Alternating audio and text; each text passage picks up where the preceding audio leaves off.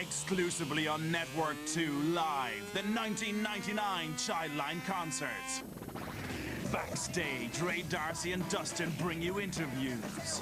On stage, Stephen Gately and Denise Van Outen are your presenters. We've got the best lineup for you guys.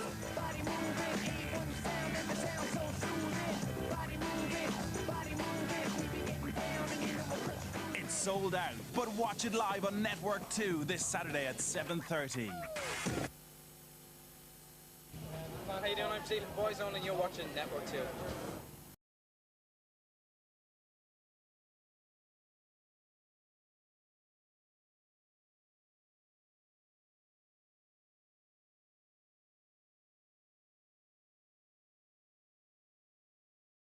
One was very much anti, and the others thought it was very much balanced.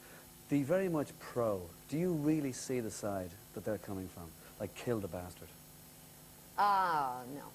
But I could see, I don't think you go into this movie and come out pro-death penalty unless you were pro-death penalty going in.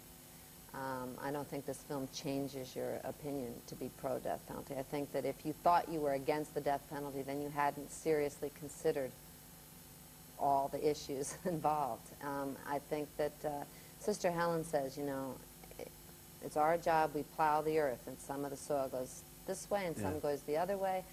And the important thing is that the dialogue and the earth has been broken, that you've started to speak about this in a real way, because the death penalty has always existed as a myth.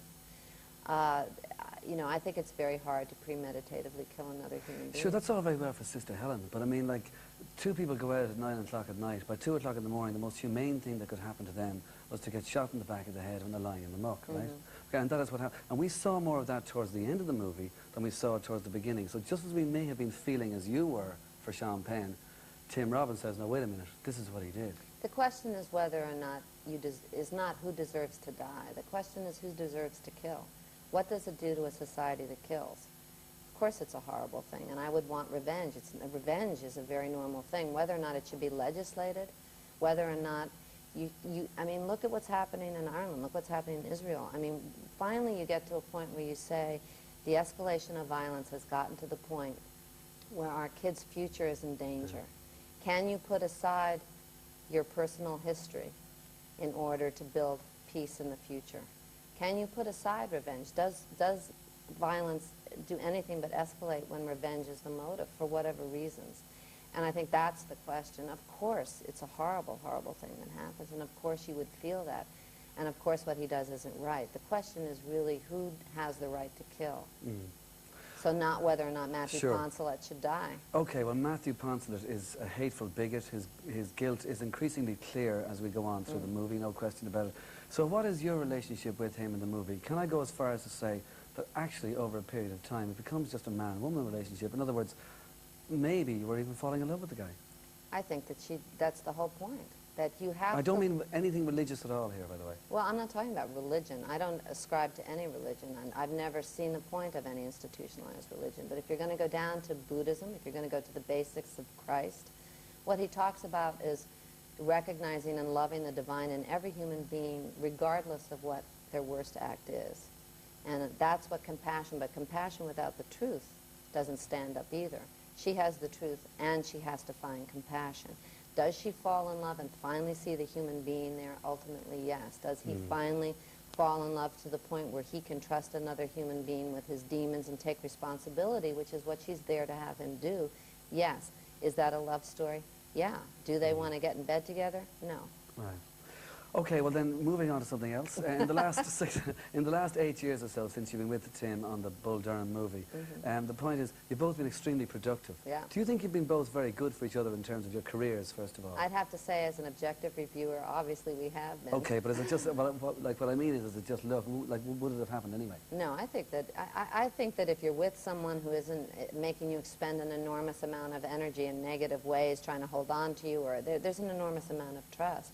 So that means you can finally put your energies into productive things. I mean, I think that's one of the releases of deciding that, you know, this is the person and you're not going to look around and you're not looking for a way out and you're going to be intimate with somebody, is that you have this energy to then put into other things, raising children, artistic pursuits, whatever it is, and a clarity that goes without, you know, I was driven crazy by men for most of the beginning part of my life. It took me a long time to finally understand who I was, enough to make a contract with somebody. It took me a long time to finally be able to identify, you know, very quickly, no, I've already been there, done that, worn that T-shirt, I'm not going to do it anymore. Yeah. You know, that's the advantage of being with somebody who kind of has a better idea of who they are. And I think it takes you a while in your life before you know what really is important and what's not. Well, then was one of the reasons why you might have had a difficulty in finding out who you were, or took that time, was the fact that you were the oldest of 9 in a family, and therefore you were, what, a surrogate mother, maybe?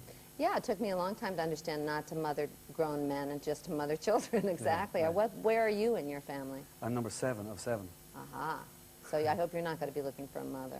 No, definitely not. Okay, the thing about it is that with one of your recent movies, The Client, do you see in any way a similarity between your character in this movie and in The Client, in that it's an ordinary person who does something quite extraordinary with a lot of obstacles in the way? I think that's true of every film I've ever done.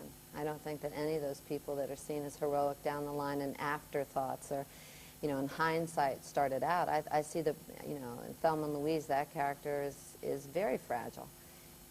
That's what interests me, is totally, you hit it right on the head. Ordinary people who become extraordinary, first of all, because it's empowering for an audience, and secondly of all, because there's always that unknown X factor. You know, I wouldn't make a good Arnold Schwarzenegger or Mel Gibson or any of these guys that come in as full-blown heroes. I don't know how to play that in an interesting fashion. It's much more interesting to me to always be on the edge of an abyss and just, you know, they either ask one too many questions. I don't think they know going in that they're going to end up changing that way. And that's what really happens in life. You back into being a hero. You don't decide. You don't know what's going to happen. It's an uncomfortable, lonely, scary place to be, these people that do seemingly inappropriate things.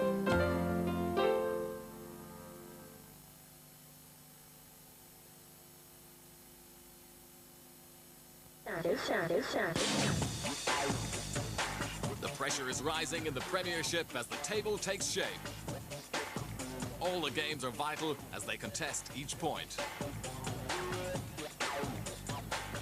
Every Saturday night, Network 2 brings you incomparable coverage with O'Herlihy, Giles and Dunphy, giving you in-depth insights into the day's highlights. So join the team and live the Premiership this Saturday at 10:15 on Network 2.